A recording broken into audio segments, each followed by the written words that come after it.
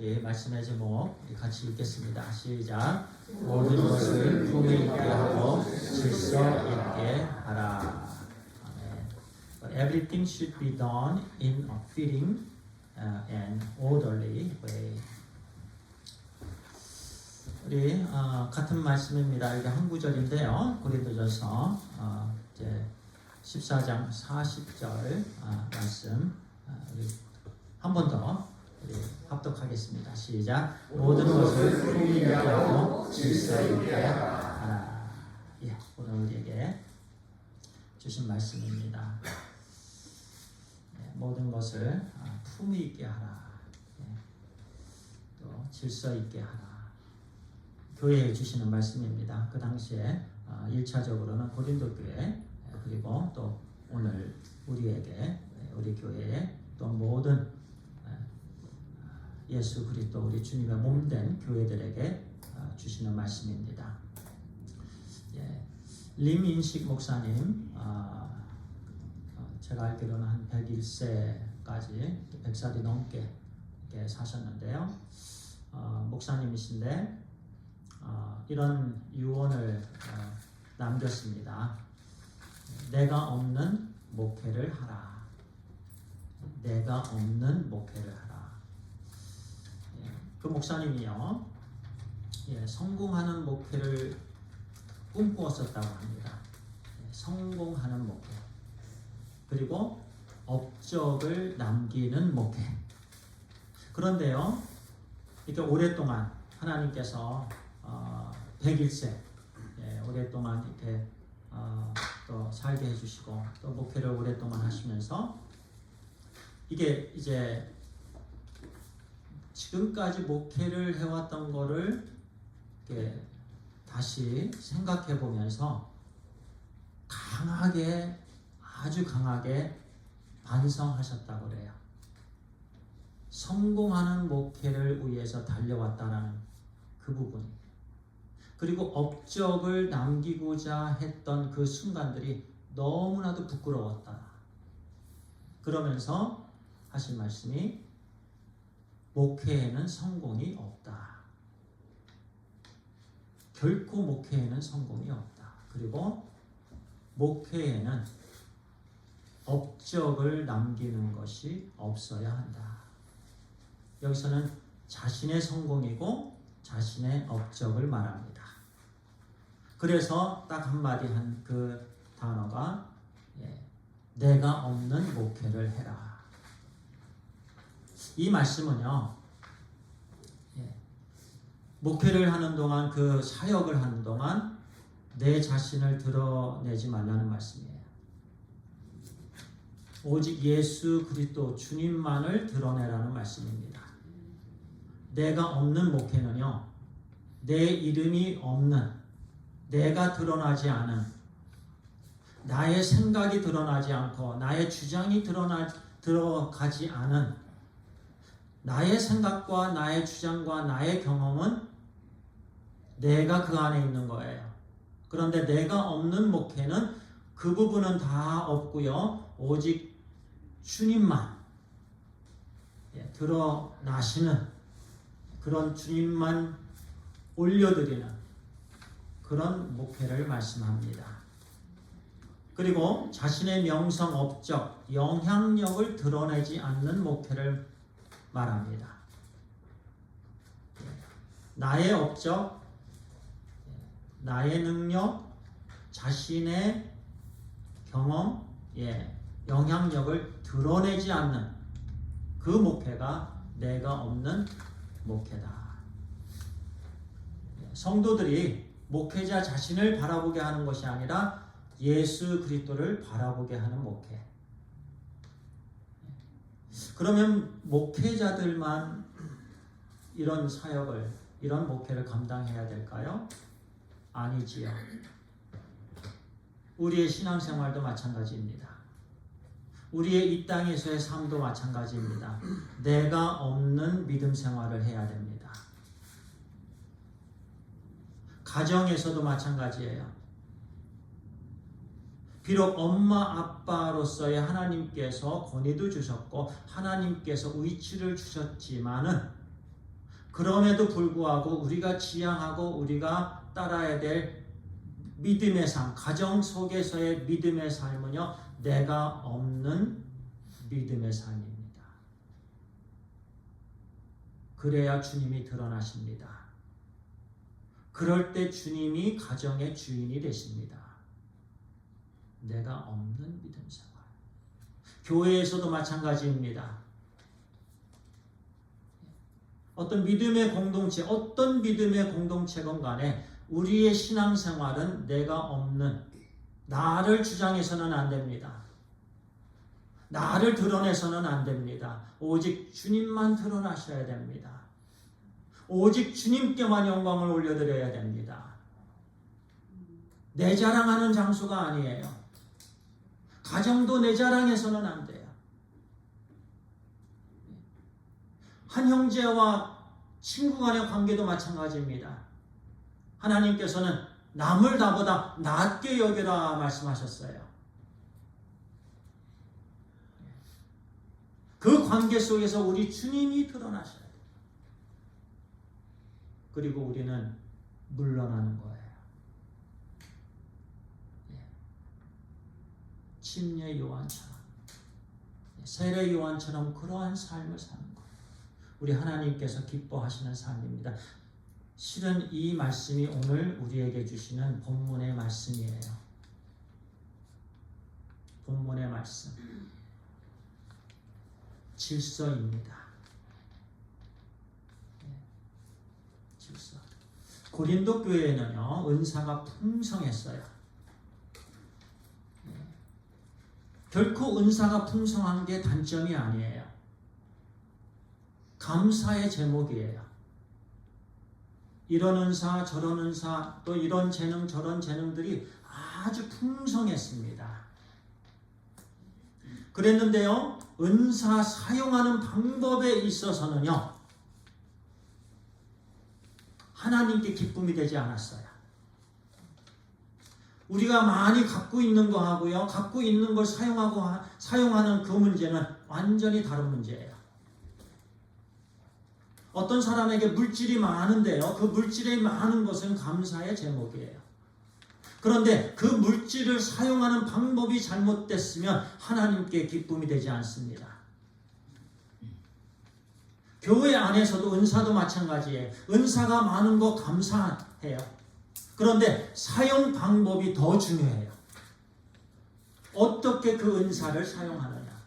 하나님께서 저에게 주신 예수 그리스도를 믿음으로 인해서 목적이 무엇인가? 바로 교회를 세우는 거예요.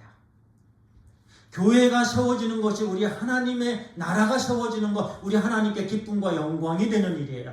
궁극적으로. 그래서 한 명 한 명 상대방에게 유익을 끼치면서 상대방으로 하여금 우리가 말과 행동과 봉사와 섬김, 이 모든 부분이 우리 한 형제 한 자매가 하나님께로 더욱더 가까이 인도되는 일에 사용되는 것, 이것이 은사 주심의 목적이에요. 물질도 마찬가지예요. 물질도 하나님, 그 물질을 통해서 하나님의 나라는 우리 각자의 성전이지요. 교회됨입니다. 그 형제 자매가 우리 하나님께로 인도되는 일에 사용되기 위해서 하나님께서 풍성하게 주신 은혜입니다. 자기 자신이 아니에요. 내 자신만을 위해서 하나님께서 풍성한 이 미국 땅에서의 삶을 주신 게 아니에요. 타인을 위해서예요. 하나님께서 사랑하시는 한 명 한 명 그 권속들, 지체들을 위해서 다른 지체에게는 더 풍성한 것을 주신 거예요. 나누라는 거죠. 그 나눔의 목적은 궁극적으로 하나님께 영광입니다. 그래서 먹든지 마시든지 무엇을 하든지 하나님의 영광을 위해서 해라. 우리 이 땅에서의 한 가지 퍼스해야 될 것, 추구하고 나가야 될 것, 바로 그 말씀입니다. 그런데 고린도 교회는요, 경쟁을 했어요. 경쟁. 하나님께서 주신 귀한 은사를 가지고 다투었어요. 내가 먼저 발표해야지. 내가 먼저 해야지. 내가 먼저 자랑해야지 하는 자기를 드러내는 일에 은사를 사용했어요. 은사가 그런 자기를 드러내는 일에 어떤 툴이 되었다라는 거예요. 그러면서 계속해서 사도 바울은요, 책망하고 또 책망합니다.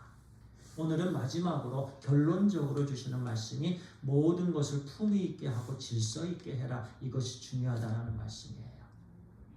근데 이 말씀을 중요하다라고 하시면서 주시는 말씀이 내 말씀은 주의 명령이다라고 했어요.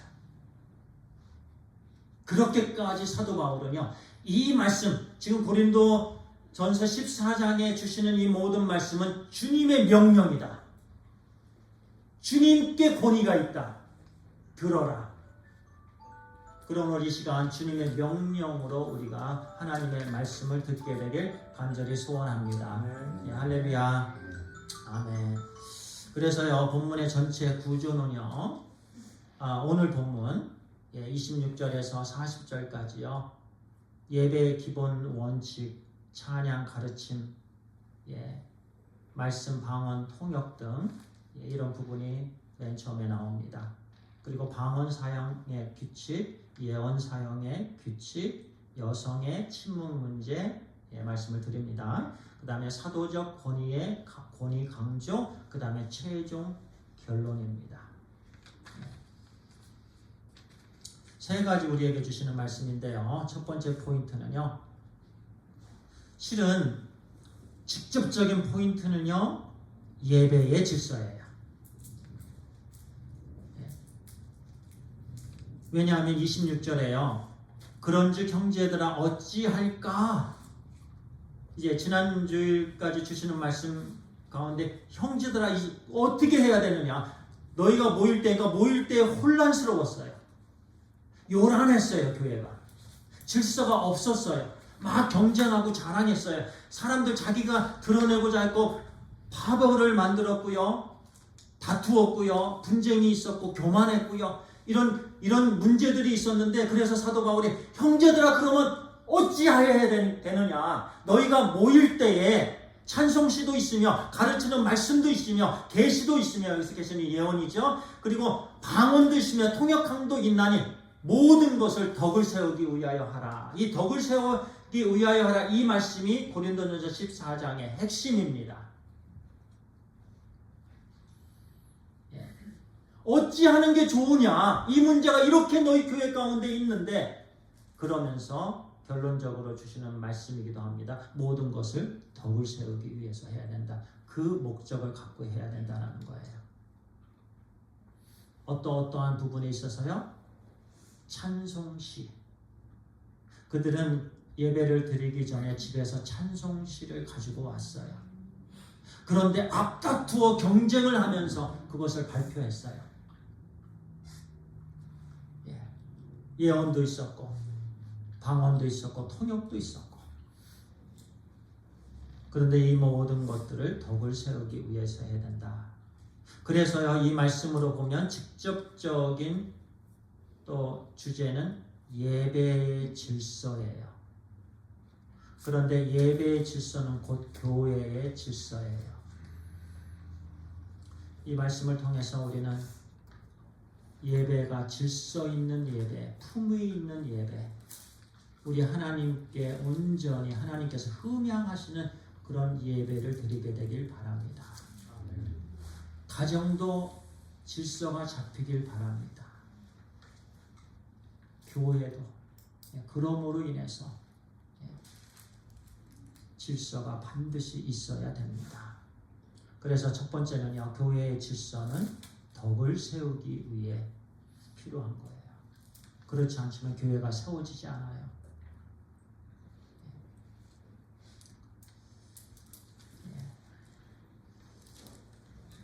무엇이 교회를 세우는가? 그것이 그런즉 형제들아 어찌할까? 이거의 질문이에요. 무엇이 교회를 세우는가? 무엇이 형제를 세우는가? 무엇이 우리가 사랑하는 지체를 세우게 되는가? 궁극적으로 예배는 하나님께 영광을 올려드리는 그런 자리입니다. 지난 주일에도 하나님께서 우리에게 주신 말씀은 하나님의 임재하심, 하나님의 함께하심, 하나님의 임재가 있는 예배가 참 예배다라고 말씀을 나누었습니다. 하나님의 임재하심이 없는 예배는 참 예배가 아닙니다. 그래서 예배를 드리고 나서 내가 하나님의 임재하심을 경험했다. 내가 어떤 은혜, 나에게 주시는 어떤 개인적인 어떤 은혜, 어떤 감동 이게 아니고요. 하나님의 임재하심입니다. 그것이 참 예배예요. 구약 성경에서도요. 쭉 주시는 말씀의 핵심이 하나님의 임재하심이었습니다. 신약 예배도 다를 게 없어요. 오직 하나님의 임재하심이에요. 그 임재하심 앞에 하나님의 자녀들, 지체들이 온전히 잠잠함으로 서 있는 것, 질서 있게 예배를 드리는 것, 그것이 참 예배다라는 말씀을 주시고 계셔요. 그래서요, 질서는 이제 교회가 세워지기 위해서 꼭 필요한데요. 나의 말이, 교회 안에서 하는 한마디 한마디 나의 말이 교회를 세우는가? 봉사하고 걷고 다니고 섬기는 그 모든 순간이 지금 내가 교회를 세우는 일에 쓰임받고 있는가? 항상 질문을 해야 돼요. 내가 드러나는 걸로 인해서 만족해서는 결코 안 돼요. 내가 이렇게 하는데 왜 나를 칭찬하지 않지? 내가 이렇게 열심히 하는데 왜 나를 알아주지 않지? 내가 밤새도록, 아니 며칠 동안 힘을 다해서, 에너지를 다해서, 물질을 다해서 이렇게 섬김을 준비했는데 왜 나를 인정해 주지 않지? 그것은 참된 예배가 아니에요. 내가 이렇게 함으로, 이렇게 봉사함으로 한 형제가 하나님께 가까이 나아가야 되는데, 그러면서 내가 없는 봉사를 해야 됩니다. 내가 없는 신앙생활을 해야 돼요. 목회자는 내가 없는 목회를 해야 돼요. 그럴 때 오직 주님만이 홀로 영광을 받으세요. 주님은 다 아십니다. 주님은 조목조목 우리 하나님의 지체들이 하는 모든 마음, 생각, 봉사 그 순간순간을 다 아시고 기억하고 후에 잘했다 칭찬해 주시는 줄 믿습니다. 사람의 칭찬은 아무것도 아니에요. 그냥 순간적이에요. 그 행복은 순간적인 행복이지만 그러나 하나님의 칭찬은 영원한 행복이에요. 다른 거예요. 첫 번째 주시는 말씀이고요. 두 번째 주시는 말씀은 교회의 질서는 하나님의 성품을 드러냅니다. 하나님의 성품이에요. 질서는 하나님의 성품. 조화는 하나님의 성품이에요. 29절에 예언하는 자는 둘이나 셋이나 말고 다른 이들은 분별할 것이요.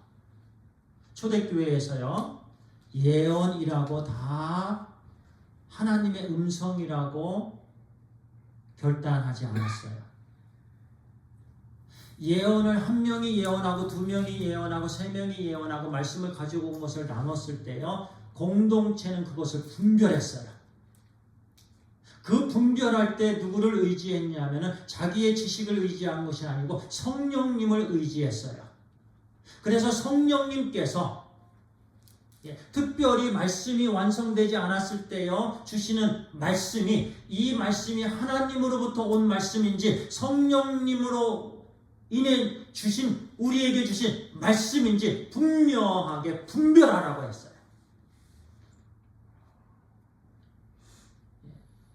왜냐하면 자기의 생각일 수가 있기 때문에 그래요. 그러면서 우후죽순 경쟁하면서 막 요란하고 소란스럽게 했는데, 그렇게 하고 나서 나중에 뭐라고 했는지 아세요? 이것이 성령님의 뜻입니다 라고 자기를 정당화시켰어요. 어지럽게 해놓고서 다툼을 일으키고 분열을 일으키고 그렇게 하고 나서 이것이 성령님의 말씀이었습니다라고 했다라는 얘기예요. 그래서 사도 바울은 분명히 말씀합니다. 분별해라. 분별이 없으면 안 돼요. 지금 저 성도가 하는 저 얘기가 하나님께서 주신 얘기인지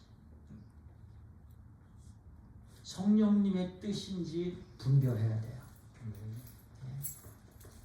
만일 곁에 있는 다른 이에게 계시가 있으면 먼저 하던 자는 잠잠할지어다. 두세 사람만 하라고 그랬어요. 한 예배 가운데. 그리고 나서 순서 있게 하되 다른 사람이 계시를 받았으면 그 사람은 멈추고 이 사람이 또 얘기를 해야 돼요.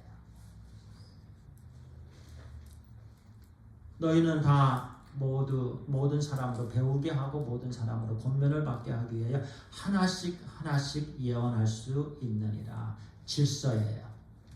말씀을 나눌 때 한 명 한 명씩 말씀을 나누어야 우죽순 여기서 막 서로들 요란스럽게 혼란 주지 말라는 거예요. 32절에 예언하는 자들의 영은 예언하는 자들에게 제재를 받나니 예언하는 자들의 영 여기서 성령님이 아니에요. 예언하는 그들의 영이에요. 그들의 영은요 예언하는 자들에게 제재를 받나니 여기서 예언하는 자들에게 제재를 받는다는 말씀은 성령님의 역사하심으로 그것을 제재받는다는 말씀이에요. 여기서도 예언하는 자들은 그들의 주관적인 생각이 아니에요. 제재를 받는다. 바로 성령님의 인도함을 받는다라는 말씀입니다. 그러면서 궁극적으로 33절에 주시는 말씀 하나님은 무질서의 하나님이 아니시요 오직 화평의 하나님이시니라. 모든 성도가 교회에서 함과 같이.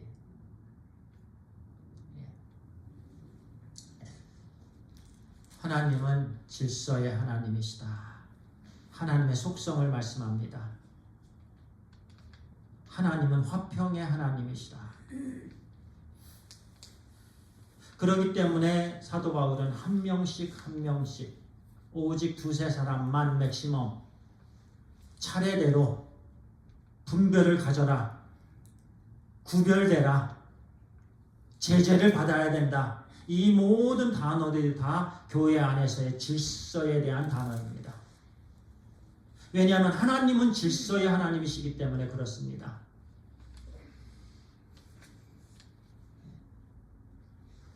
개역 한글 성경에서는요 무질서라는 단어를 어지럽다, 어지럽힌 것. 어떤 방에 들어갔을 때 이전에 제가 제 큰아들 방에 들어갔을 때 얼마나 어지럽혔는지 몰라요. 어떤 옷이 빠른 옷인지 어떤 옷이 몇 번 입었는지 어떤 옷이 한 달 동안 입었는지 양말을 이게 신은 건지 벗은 건지 그러니까 도대체 이게 어디에 들어갈 것인지 다 빠르라고 해서 다. 근데 본인은 안 돼요.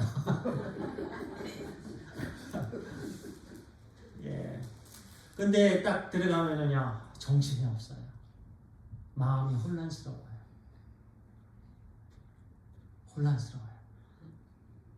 안정이 안 돼. 불안해요. 무슨 말을 해야 될지도 모르겠어요. 그런데요, 정돈은 다 되어 있고요. 질서가 다 여기서 질서라는 단어는요, 군대 용어이기도 해요. 군인들이 질서 있게 다 가지런하게 하는 거. 그런데 방이 그렇게 그게 참 잘 정돈된 그 방, 질서가 있는 방이면은요 너무 좋아요. 마음이 편해요. 그리고 이제 마음도 가라앉게 되고요. 근데 하나님의 성품이 이렇게 조화가 있는 성품이에요. 그래서 하나님의 자녀들이 늘 우리가 기도할 때도 하나님, 제가 부족한 저가 하나님의 성품을 닮은 종이 되게 해주세요. 이것은 하나님의 조화를 담게 해주세요. 하나님의 질서를 담게 해주세요. 그 말씀은 하나님 제가 입 다물게 해주세요. 그 말씀이에요. 주님께서 십자가상에서 내려오라. 또 그 전에요. 홍포를 입히고 왕노를 예수님을 플레이했잖아요. 홍포를 입히고 가시관을 씌우고 나무로 때리고 침 뱉고 주먹으로 때리고 얼굴을 때리고 또 욕하고 비웃고 조롱하고 그런데 우리 주님은 한마디도 안 하셨어요. 거짓으로 송사하는 그 모든 송사들을 다 들으시고 하나님은 한마디도 안 하셨어요. 그것이 질서입니다. 하나님과 아들의 질서예요. 그리고 하나님의 뜻이었거든 이 잔을 제가 마시겠습니다. 질서예요. 우리 하나님의 자녀들이 예수 그리스도의 성품을 담게 되길 바랍니다. 우리 교회가 그리고 모든 교회들이 예수 그리스도의 성품을 닮은 교회 되길 소원합니다. 우리 가정들도 질서가 있어야 돼요. 그곳에서 성령님은 역사하십니다. 질서가 없으면 안 돼요. 그래서 우리 하나님은 질서의 하나님, 무질서의 하나님이 아니세요. 여기서 화평은요, 샬롬이에요, 샬롬. 평강, 평화. 그냥 어떤 물건, 선물을 받고 기뻐하는 거, 그게 아니에요. 온전한 화평을 말해요. 온전한 안전을 말해요. 온전한 기쁨을 말씀합니다. 그래서 하나님은 온전한 기쁨, 온전한 안전, 온전한 화평의 하나님이세요. 그래서 교회가 늘 화평이 있어야 된다는 말씀이. 그런데 그 당시 고린도 교회는요, 어지러웠어요. 다투었고 분열이 있었어요. 성찬에도 무질서가 있었어요. 그냥 경쟁뿐이고 자기를 드러내는 일뿐이었습니다. 막 그냥 요란스러웠어요. 그래서 하나님께서 오늘 말씀을 통해서 잠잠해라. 그리고 세 번째 마지막으로 주시는 말씀입니다. 교회 질서는요, 말씀에 대한 순종입니다. 규칙이 아니에요. 우리 부모님들 어떤 때 가정에서요, 자녀들이 요란할 때 우리 이런 규칙 세우고 저런 규칙 세우고 저희 같은 경우는 어렸을 때 야, 우리 한국말로만 하자. 그러면 참 조용했어요. 지금 이때부터 딱 한국말만 하기. 그러면 아주 조용하지요. 그것도 하나의 규칙이기도 하고요. 예. 그런데요, 교회의 규칙은, 교회가요, 규칙을 많이 세운다고 질서가 있을까요? 아니에요. 진정한 질서는요, 하나님 말씀에 대한 순종입니다. 진정한 승리는 하나님 말씀에 대한 순종이에요. 여호수아가요, 우리가 계속 묵상을 했는데요, 그 연합군들을 향해서 여호수아의 별명이 뭔지 아세요? 갑자기예요. 여호수아의 별명은 갑자기. 그냥 하나님의 말씀에 오래 생각하지 않고요, 그냥 심플하게 생각하고 온전히 순종했어요. 그냥 밤새더라 기브온이 있는 곳까지 달려갔어요. 2, 3일 정도 걸려야 될 그 거리를 순식간에 달려가서 갑자기 그들 앞에 나타났어요. 여호수아는 그렇게 순종했어요. 그때 하나님의 임재하심이 모든 곳에 있었고요. 그때 하나님께서 전쟁을 친히 치르셨어요. 그래서 가나안 족속을 하나님께서 다 무찔러 주셨어요. 그리고 전쟁이 멈췄더라. 그 단어가, 그 말씀이 오늘 우리에게 주신 말씀이지요. 그곳에 이제 화평이 있게 되었어요. 왜냐하면 말씀에 대한 순종이 있으면 그곳에 화평이 있고 그곳에 진짜 질서가 있게 됩니다. 우리 성도님들 가정에서 말씀에 순종하면은요, 말씀에 질서가 생겨요. 하나님, 부모님, 자녀 이렇게 질서가 딱 잡혀요. 말씀에 순종하면 그렇게 됩니다. 그런데 말씀에 순종하지 아니하고 개인의 의견, 개인의 경험, 개인의 계속해서 주장하면 그 가정은 이미 망한 가정이에요. 질서가 없어요. 성령님께서 그곳에서 역사하실까요?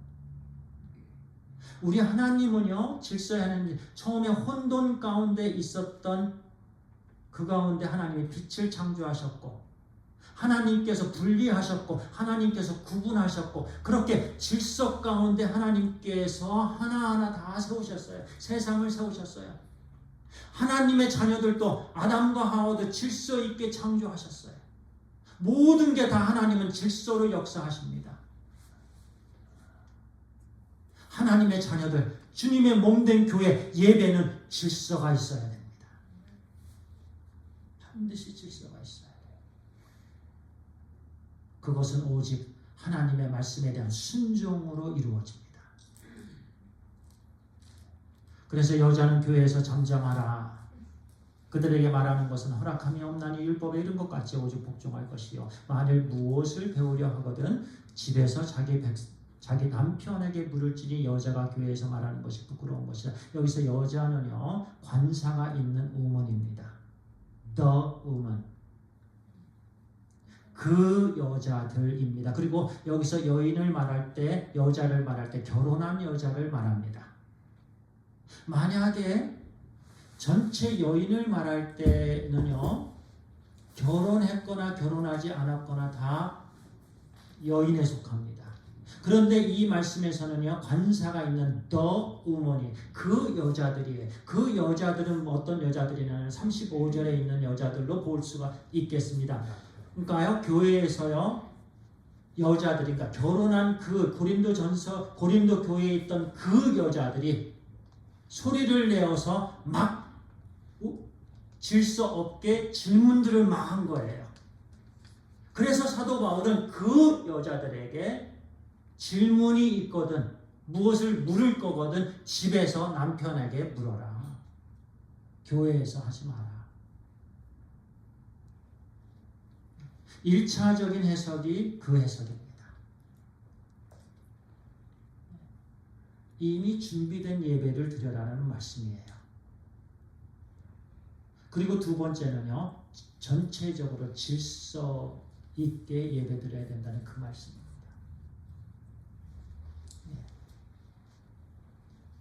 물론 율법에 이른 것 같이 그 부분에 있어서는 또 잠잠하라 우리에게 주신 말씀도 있는데요.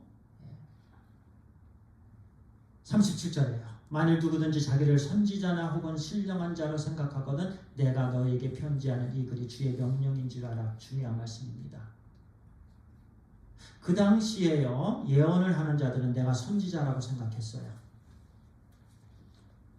은사가 많은 게 문제가 아니에요. 그 당시에 고린도 교회의 중요한 문제 중에 하나는 권위의 문제였어요. 하나님의 말씀의 권위에 순종하지 않고 내가 선지자다라는 것을 더 주장했어요. 예언을 하는 자 중에. 그리고 방언을 하는 사람 중에는 내가 신령한 자라고 주장했어요. 그러니까 선지자가 많았고 신령한 자가 많으면 뭐가 어떻게 되죠? 소란한 거예요. 혼란이 있는 거예요. 그래서 내가 너에게 편지하는 이 글이 주의 명령인 줄 알라. 그런즉 내 형제들아 예언하기를 사모하여 하며 그 다음에 이제 38절에 만일 누구든지 알지 못하면 그는 알지 못한 자니라. 사도 바울이 이 14장에 주시는 이 말씀, 계속해서 주시는 이 말씀이 주의 명령인 줄 알라라고 했는데요. 이것을 알지 못하는 자는 진리를 알지 못하는 자라는 말씀이 첫 번째 해석이고, 두 번째는요, 알지 못하는 자들은 그대로 알지 못하도록 내버려둬라. 이게 두 번째 해석입니다. 이렇게 해석하든 저렇게 해석하든 맞는 해석으로 볼 수 있겠습니다. 사도 바울, 이 하나님의 말씀에 순종해라는 거예요. 그들이 개인적으로 생각했던 것 내려놓으라는 거예요. 그러면서 계속해서 주시는 말씀이 예언하기를 사모하며 방언하기를 금하지 말라. 은사를 금하지 않습니다. 그리고 40절 결론적으로 주시는 말씀이 모든 것을 품위 있게 하고 질서 있게 하라. 이 말씀이 결론적으로 주시는 말씀입니다. 우리 가정에요 또는 교회에 스몰 그룹에 성경 공부 반반마다 품위 있게 하길 바랍니다. 절제하라는 말씀이에요. 절제해야 돼요. 10분 동안 시간을 줬는데요. 한 명이 10분을 다 채우면 되겠습니까?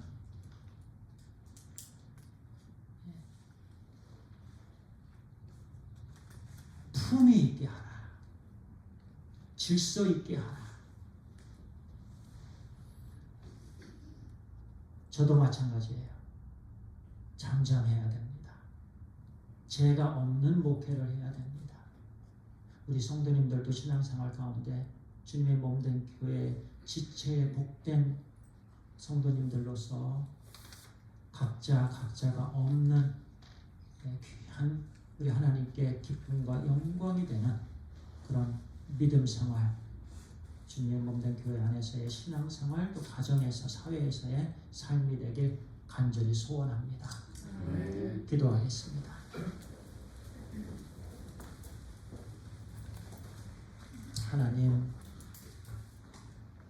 하나님 감사합니다. 우리를 사랑하셔서 우리 주 예수 그리스도 주님께서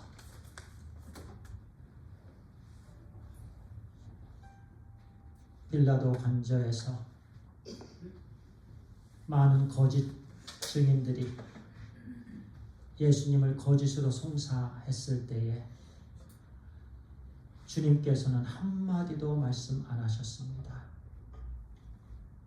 십자가상에서 내려오라고 조롱을 사람들이 다 했는데 우리 주님께서 또 잠잠하셨습니다. 끝까지 감당하셨습니다. 우리도 신앙생활 이 땅에서의 믿음 생활을 그렇게 감당하게 하여 주시옵소서. 주님을 닮게 하여 주시옵소서. 주님의 성품을 닮은 형제 자매 다 되게 하여 주시옵소서. 소원합니다. 주님,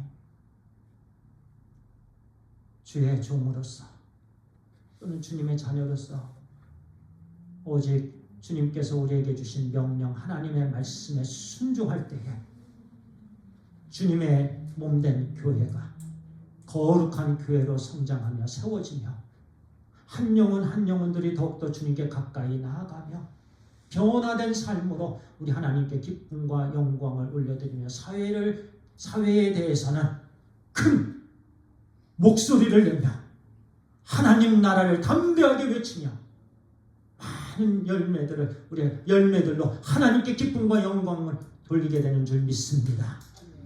아버지 하나님, 늘 품위 있고 질서 있는 주님의 몸된 교회 되게 하여 주시옵소서. 오직 말씀에 순종하기 위해 오늘도 애쓰며 또 내일도 애쓰며 말씀 붙잡고 한 말씀 한 말씀 주의 종 여호수아가 그렇게 순종했던 것처럼 우리도 온전히 순종함으로 하나님 나라에 쓰임받게 하여 주옵소서. 감사합니다. 주님, 예수 그리스도의 이름으로 기도합니다. 아멘.